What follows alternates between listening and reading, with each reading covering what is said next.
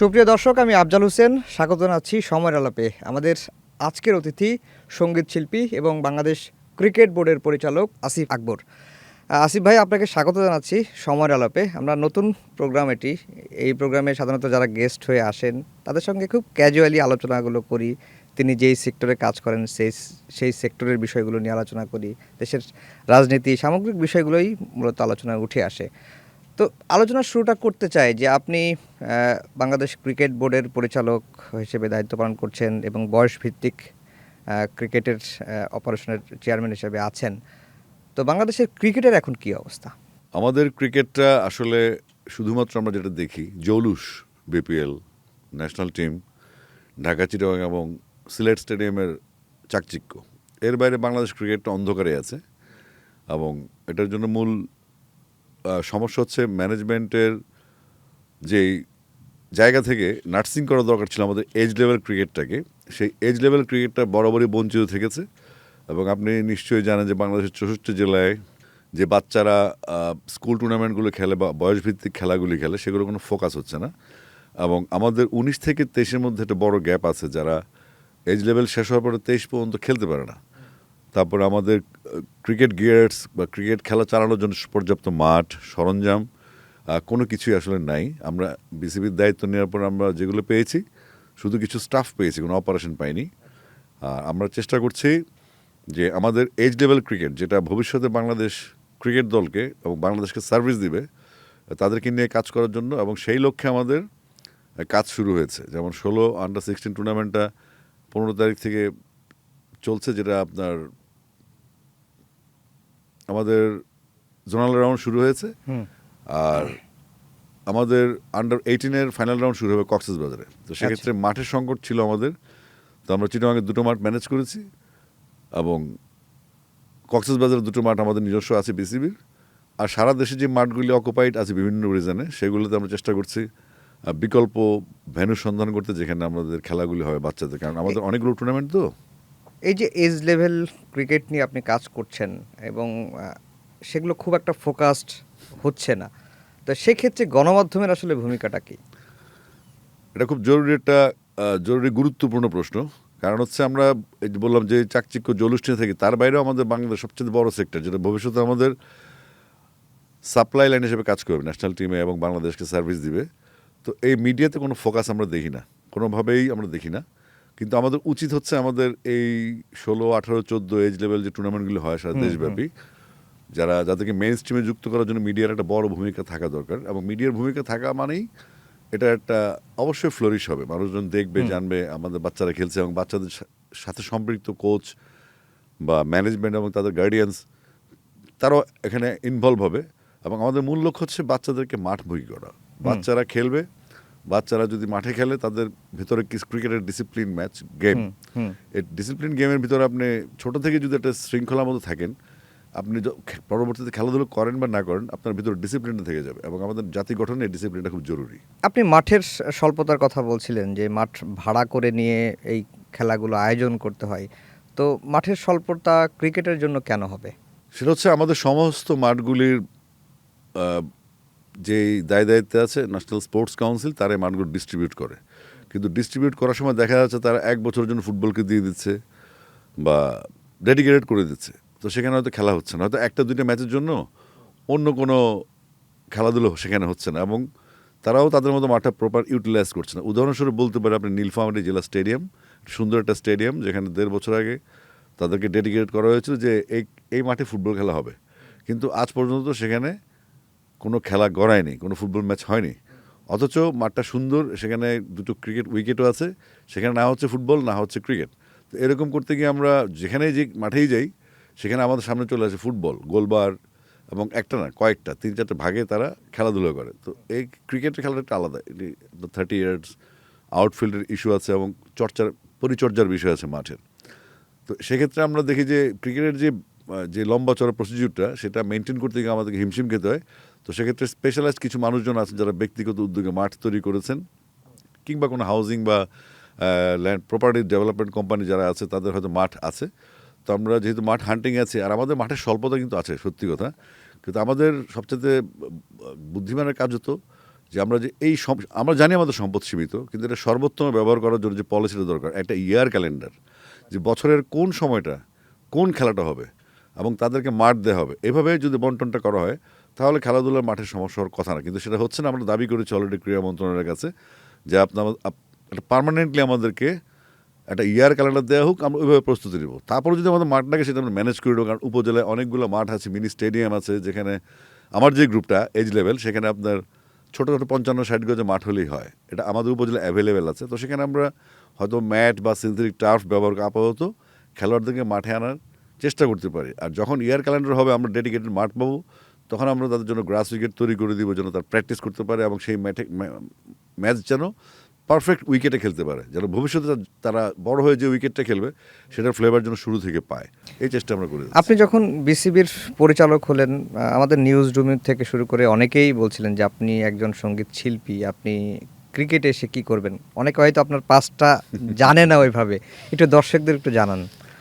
আমি নিজেও একজন এজ লেভেলের ক্রিকেটার। আমি 14 বছর বয়সে পেস বোলিং কোচিং ক্যাম্প করেছি এবং তখন থেকে আমি পেস বোলার এবং ব্যাটিং অলরাউন্ডার, দ্যাট মিনস এটা ক্রিকেটের ভাষা বলে বোলিং অলরাউন্ডার। আমি বোলিং করতাম মেইনলি, পেস বল পাশাপাশি ব্যাটিং করতাম মিডল অর্ডারে এবং দল পরিচালনায় ছিলাম। তো আমি কুমিল্লা লিগ খেলেছি দীর্ঘদিন।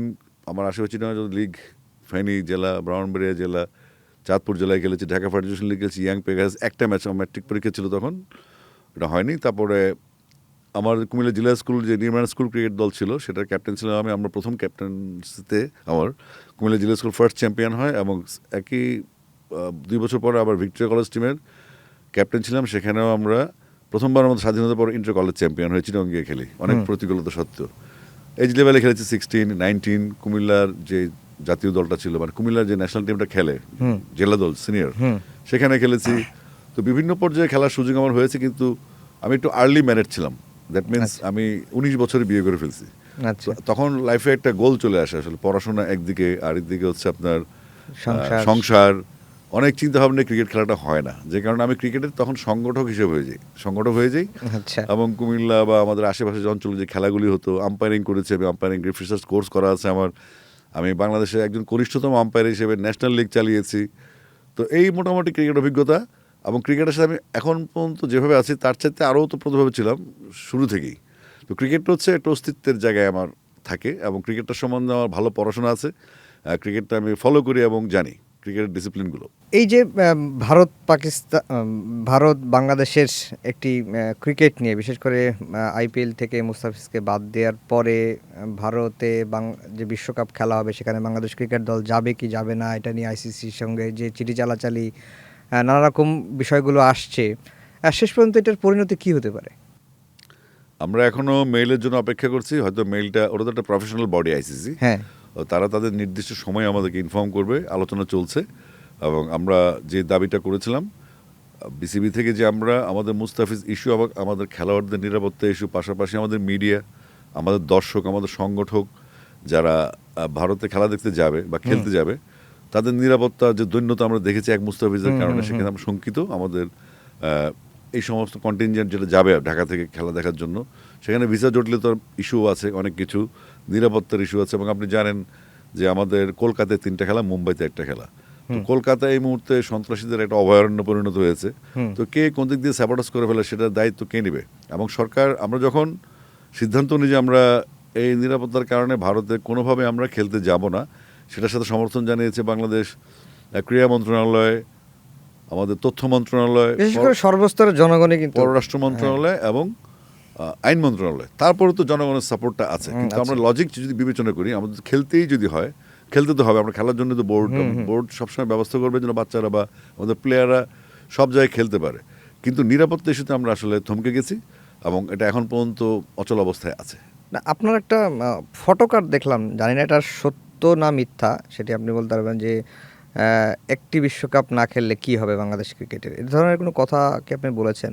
সেটা হচ্ছে উদ্ভূত পরিস্থিতি। কীরকম, আপনার যদি অতীতে দেখেন আপনি, যে বাংলাদেশ যে স্ট্যান্ডে গেছে এখন, অতীতে শ্রীলঙ্কায় খেলতে আসেনি অস্ট্রেলিয়া, তারা 2টো ম্যাচ খেলেনি, পয়েন্ট ওয়াক ওভার করেছে এবং তারাও নিরাপত্তার কারণেই সেখানে যায়নি। এভাবে ইংল্যান্ড, জিম্বাবুয়ে জানে, অনেক পাকিস্তান, ইন্ডিয়া আসেনি, ইন্ডিয়া পাকিস্তান যারা চ্যাম্পিয়ন্স ট্রফি খেলা শিফট হয়েছে। আমার বলার উদ্দেশ্য ছিল এটা T20 ওয়ার্ল্ড কাপ এবং T20 ওয়ার্ল্ড কাপে আমরা যদি এই আমাদের নিরাপত্তা এবং আমাদের সম্মানবোধ ভুলুণ্ঠিত করে খেলতে যাই, তাহলে সেটা হবে আরও বড় ডিজাস্টার। তাহলে আমরা হার মেনে গেলাম, জাতি হিসেবে আমরা নিচে হয়ে গেলাম, আমাদের সম্মানটা থাকলো না। তো সেক্ষেত্রে আমি বলেছি যে এই একটা ওয়ার্ল্ড কাপের ডিসিশন হোক, যে আমরা আমাদের আত্মসম্মান, যেটা আমাদের জাতির, যে আমাদের আত্মমর্যাদার যে ইস্যুটা আছে, পাশাপাশি নিরাপত্তা, এটা এনশিওর করবো যেন ভবিষ্যতে আগামী যত যে বাংলাদেশ খেলবে ফিউচারে, সেটা এনশিওর করার জন্য আমি বলেছি যে আসলে এই টুর্নামেন্টটা মুখ্য না আমাদের জন্য আরও শত শত টুর্নামেন্ট থাকবে, কিন্তু আমাদেরকে এনশিওর করতে হবে আমাদের আত্মমর্যাদা এবং নিরাপত্তার দিকটা। সেক্ষেত্রে আমি কথাটা বলেছি। একটু রাজনীতির দিকে আসি, বা রাজনীতি না, সরাসরি দেশের পরিস্থিতির দিকে আসি। যে আমরা 5 আগস্টের গণঅভ্যুত্থানের পরে অনেকেই বলছিলেন যে নতুন একটা বন্দোবস্ত চালু হবে, রাষ্ট্র সংস্কার হবে এবং রাজনীতিবিদদের আচরণ পরিবর্তন হবে, নানা রকম প্রত্যাশা কিন্তু অনেকের মধ্যেই ছিল। সেই প্রত্যাশাটা যদি ধীরে ধীরে একেবারে কমে এসেছে, এখন অনেকেই হতাশই হচ্ছেন। রাজনীতিবিদদের আচরণ বা রাজনীতির যে চরিত্র, সেটি কি পরিবর্তন হয়েছে 5 আগস্টের পরে, এতগুলো মানুষের প্রাণের বিনিময়ে বা প্রাণ যাওয়ার পরে? এটা খুবই দুঃখজনক। আমরা 5ই আগস্টের পরে যেই সরকার গঠিত হয়েছে, সেই সরকারের যেই নিয়োগগুলো ছিল বিভিন্ন উপদেষ্টা, সেখানে আমরা দেখেছি এটা একটা ক্লাবের মতো হয়ে গেছে। হ্যাঁ, এবং তারা নিজের একটা কোরাম, এবং সবাই খুব বয়স্ক, বিপ্লব করবে তরুণরা, প্রাণ দিবে তরুণরা, আর দেশ চালাবে সিনিয়ররা, তাদের অভিজ্ঞতা থাকে। কিন্তু যারা এখানে আছেন সেখানে অভিজ্ঞ বলতে কিছু নেই, তারা আসলে এনজিও চালিয়ে আসছেন বা বিভিন্ন সংস্থায় কাজ করে আসছেন, যেটাতে রাষ্ট্রের সাথে যায় না।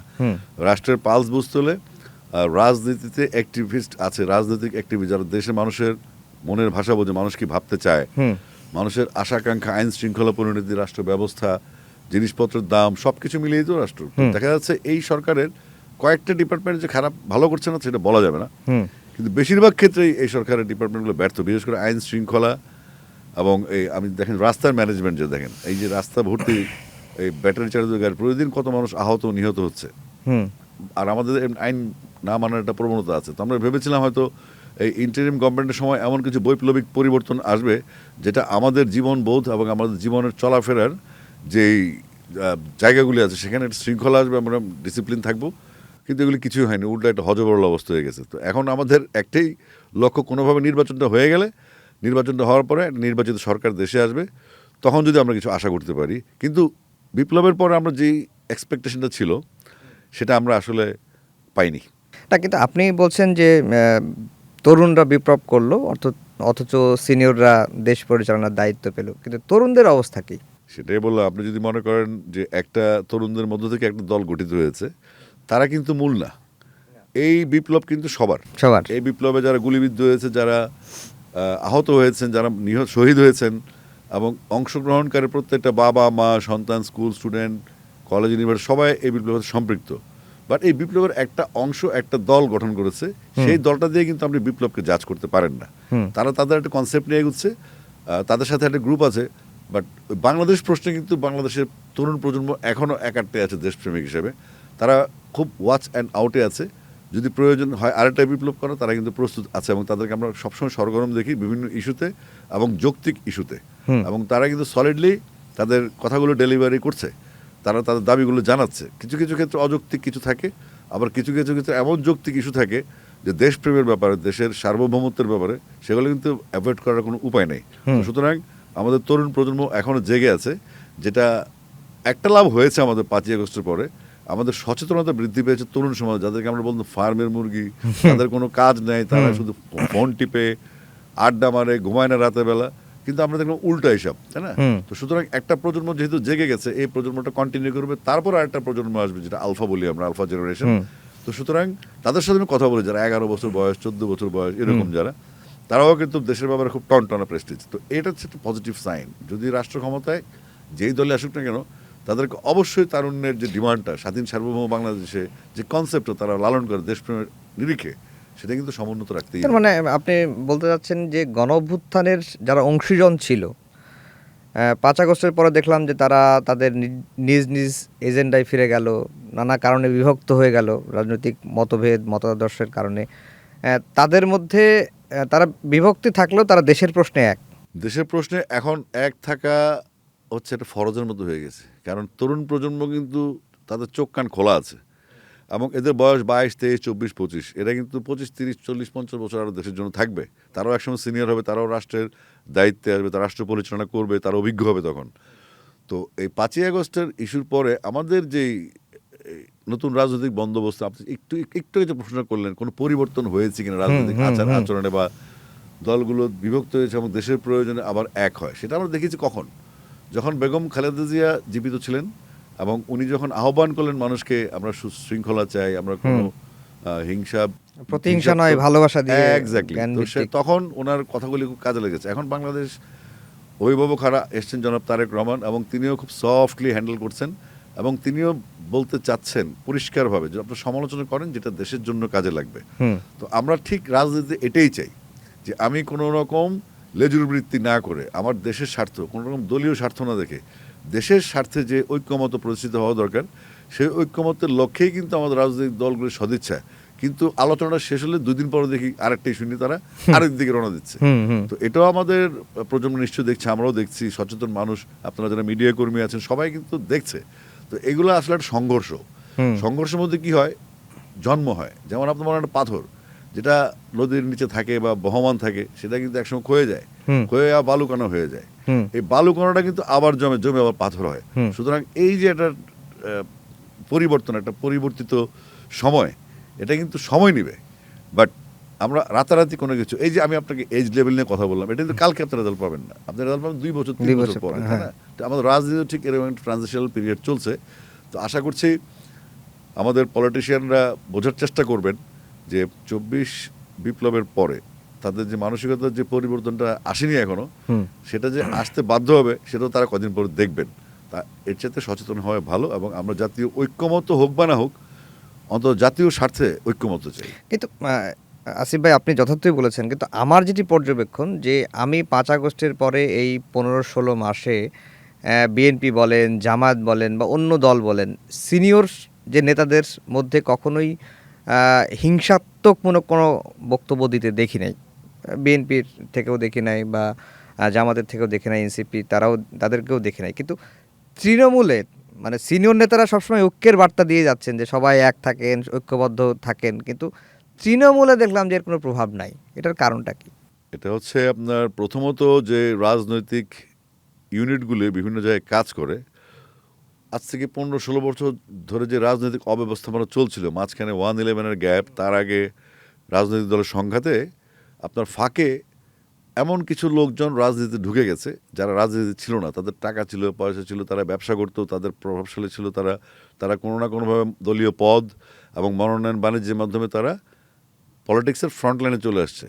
সেখানে যারা জেনুইন লিডার, যারা ছোটোবেলা থেকে বা তাদের কৈশোর যৌবনে তারা একটা দল করতো, একটা স্বপ্ন দেখতো দেশ সাজানোর বা তার এলাকায় গিয়ে কাজ করার জন্য, তারা কিন্তু বঞ্চিত হয়ে গেছে।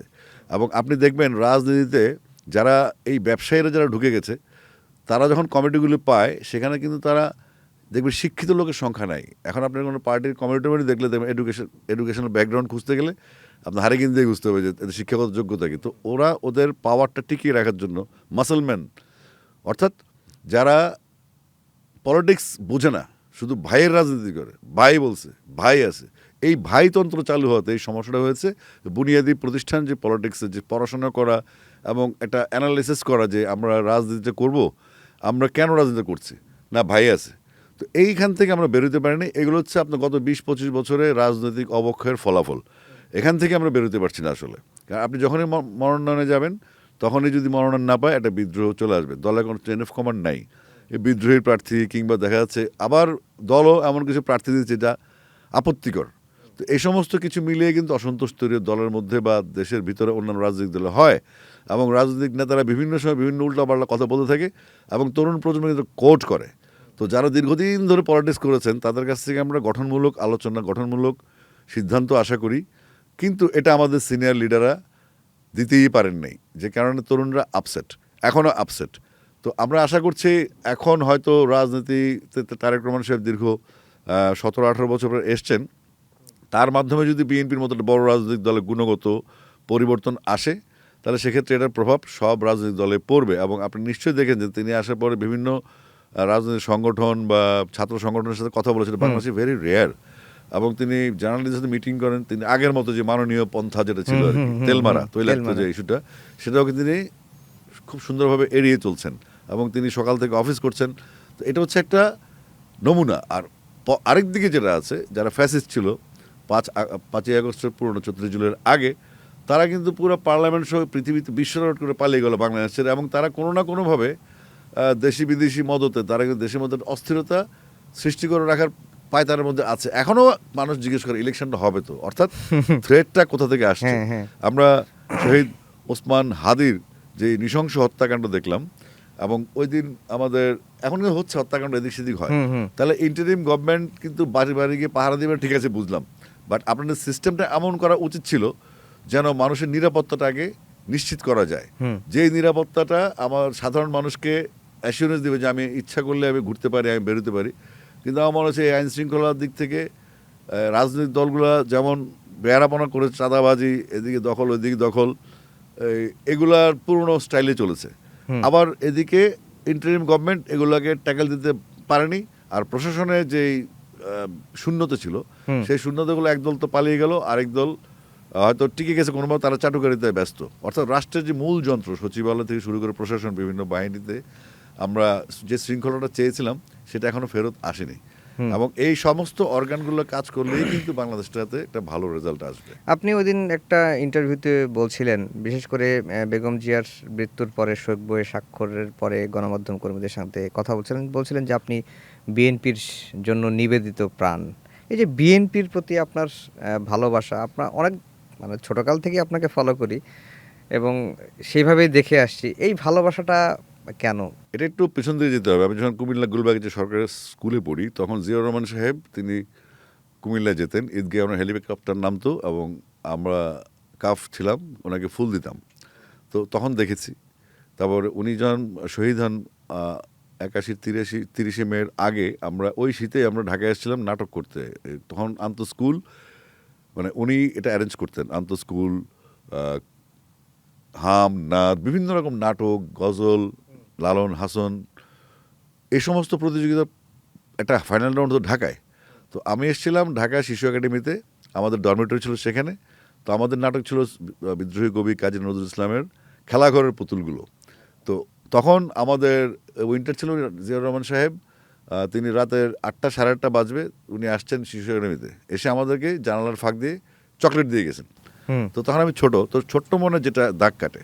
তারপরে 30 মে যখন আমি সকালে দোকানে গেলাম কিছু জিনিসপত্র কিনতে, আমাদের বাসা থেকে পাঠানো হয়েছে, তখন গিয়ে আমি যখন শুনলাম ভয়েস অফ আমেরিকায় যে শহীদ জিয়াউর রহমানকে নৃশংসভাবে হত্যা করা হয়েছে চট্টগ্রাম সার্কিট হাউসে, আমি না স্টাক হয়ে গেছি। এবং তখন থেকে ওনার প্রতি খুব একটা ভালোবাসা জন্মে গেছে, কারণ আমি তাকে দেখেছি। আমি ছোটোবেলায় একজন রাষ্ট্রপ্রধানকে দেখেছি, ওনাকে মিট করেছি এবং ওনার আন্তরিকতা দেখেছি, শিশুদের প্রতি তার ভালোবাসা দেখেছি।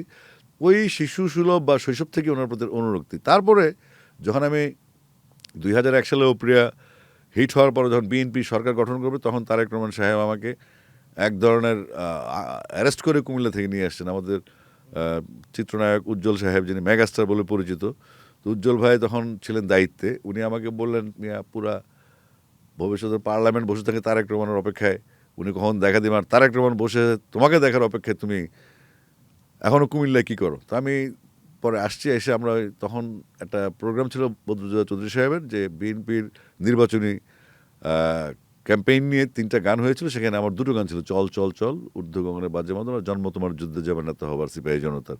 এই 2টো গানই তারেক রহমান সাহেব আমাদের স্টুডিও সিম্ফনিতে গিয়ে তিনি নিজে বসে শুনেছেন, এবং মাঝে মধ্যে ওনার সাথে আমার যোগাযোগ হতো। এবং তখন আমি আস্তে আস্তে না জড়াই পড়ি বিএনপির সাথে। এবং আমাদের যে টিএসসিতে যে ছাত্রদলের প্রোগ্রাম হতো বা বিভিন্ন রকম, তাই আমার বড় ভাই পলিটিক্স করতেন, যেহেতু ওনারও বিরাট কলিগ পার্টি আছে ঢাকা বিশ্ববিদ্যালয়, ঢাকা কলেজ কেন্দ্রিক। তো আস্তে আস্তে ইনভলভ হয়ে যায়। তারেক রহমান সাহেব আমাকে বিভিন্ন কাজ দিয়ে থাকেন, যে তুমি এটা চালাও, ওটা চালাও। তারপরে ঢুকে গেলাম ম্যাডামের সাথে অনেক সফর করেছি। এর মধ্যে দল ক্ষমতা থেকে চলে গেল, 111 আসলো, আসার পরে আবার বেগম জিয়া যখন সফরগুলি শুরু করলেন, আমি আবার ম্যাডামের সাথে ঘোরা শুরু করলাম। এর মধ্যে কিছু অপ্রীতিকর ঘটনার কারণে আমি দল থেকে সরে গেলাম। কিন্তু বেগম জিয়া যখন ডাকতেন তখন আমি চলে আসতাম। এটা 17 সাল পর্যন্ত চলেছে। 17 সালে যখন ম্যাডাম জেলে গেলেন, তার 2 দিন আগে, ম্যাডাম আমার আগে জেলে গেছেন, তার 2 দিন আগে আমি ম্যাডামের সাথে দেখা করেছি। প্রায় 10 মিনিট আলোচনা করেছি। ম্যাডামকে আমি জিজ্ঞেস করলাম, ম্যাডাম দেশের এই পরিস্থিতিতে আমি কী করব? 17 সালের গল্প এটা। উনি বললেন, দেশের আমাদের নেতারা যারা আছে পার্টির, তারা যথেষ্ট বেনিফিশিয়ারি আছে এবং তারা ভালো আছে। তুমি গান গাও, তোমার কাজ গান গাওয়া, আর তোমার যদি কোনো প্ল্যান থাকে সেটা তোমার ভিতরে রাখো। এটাও বইতেও লেখা আছে, আকবর 15 নট আউটে লেখা আছে এটা। তোমার প্ল্যান তোমার মাথায় রাখো, কোনো একদিন আমাদের দেখা হবে, তখন অবশ্যই আমি তোমার কথা শুনবো এবং তোমার মতো করে কাজ হবে। তো তার মধ্যে আবার ম্যাডাম আসলেন জেল থেকে বের হওয়ার পরে। আমি এর মধ্যে ঘটনা আছে একটা, জেলখানায় উনি আমাকে খবর নিতেন। উনি ছিলেন বক্সিবাজার, আমি ছিলাম কেরানীগঞ্জ। ডাক্তারদের মাধ্যমে তিনি আমার খবর নিতেন নিয়মিত। তো ডাক্তাররা আসতেন, 6 দিন ছিলাম জেলে। তো উনি আমার খবর নিতেন, আমি ওনার খবর নিতাম। তারপর জেল থেকে আসার পরে আমাকে 6 নভেম্বর রাতে একটা বিশেষ লিঙ্ক থেকে উনি আমাকে মেসেজ পাঠালেন যে আসিফ যেভাবে আছে সেভাবেই থাকুক, আমি ফিরে আসি লন্ডন থেকে, তারপর তার সাথে বসবো আমি। তারপর তো ম্যাডাম আর লন্ডন গেলেন না 21 নভেম্বর সশস্ত্র বাহিনী দিবস। তারপর তিনি লন্ডন গেলেন, আসলেন, আসার পর অসুস্থ হয়ে গেলেন, আর ম্যাডামের সাথে দেখা 6 হয়নি। দিনের কারাগারের অভিজ্ঞতা কেমন? ভালো। কারাগারে অন্য একটা জগৎ। সবচেয়ে বড় হচ্ছে জেলখানার আকাশটা খুব বড় হয়, বর্ণের ভিতরে এত বড় আকাশ দেখা যায় না পৃথিবীতে। আচ্ছা এটা আমাকে সবচেয়ে এনজয়েবল ছিল। আচ্ছা, একটু এই কালচারাল ফ্যাসিস্ট নিয়ে আলোচনা হয়, এখনো হচ্ছে, যে কালচারাল ফ্যাসিস্ট বলতে আপনি কি বোঝেন, আর কালচারাল ফ্যাসিজমকে কিভাবে প্রতিরোধ করা যায়? একেবারে তো নির্মূল সম্ভব না, প্রতিরোধটা কিভাবে করা যায়? এটা একটা তাদের দীর্ঘদিনের প্র্যাকটিস, একটা বলয়। কিছু কিছু কালচারাল অ্যাক্টিভিস্ট আছে যারা বাংলাদেশকে মন থেকে ধারণ করে না, তারা আরেকজনের এজেন্ডা বাস্তবায়নে ব্যস্ত আছে এবং কিছু হলে সেখানে ড্রাইভ দিয়ে শুয়ে পড়ে যে আমরা তাদের সাথে আছি। এই কালচারাল ফ্যাসিস্টগুলো হচ্ছে নষ্টামির মূল গোড়া।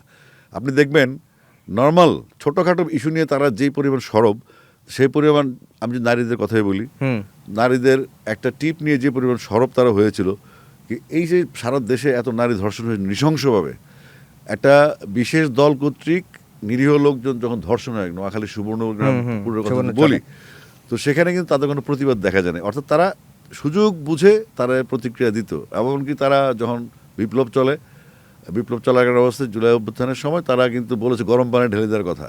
এবং তাদের পৃষ্ঠপোষকতায় আছে কিন্তু এক ধরনের মিডিয়া যারা বাংলাদেশে কোনো প্রশংসা করতে গেলে খুব কষ্ট হয় তাদের। হ্যাঁ, আবার অন্য দেশের কোনো কিছু বলতে গেলে তারা খুব সরব হয়ে যায়, অন্য দেশের মেহমান আসলে পাগল হয়ে যায়। তো এরকম এরা আলটিমেটলি এই দেশের কালচারাল অ্যাক্টিভিস্ট হলেও তারা পারপাস বাংলাদেশ সার্ভ করে না। তারা ওই দেশের সুবিধা মতো তারা যেটা বলে সেটাই তারা মেনটেন করে। এটাই হচ্ছে কালচারাল ফ্যাসিস্ট। এবং তারা যতটুকু ভিন্ডিকটিভ ছিল আমাদের প্রতি, আমি 17 বছর 15 বছর গানই গাইতে পারিনি, আমরা কিন্তু তাদের প্রতি তত ভিন্ডিকটিভ না। কারণ কালচারাল অ্যাক্টিভিস্ট যারা, তারা কিন্তু যুগে যুগে জন্মগ্রহণ করে, প্রতিদিন জন্মগ্রহণ করে না।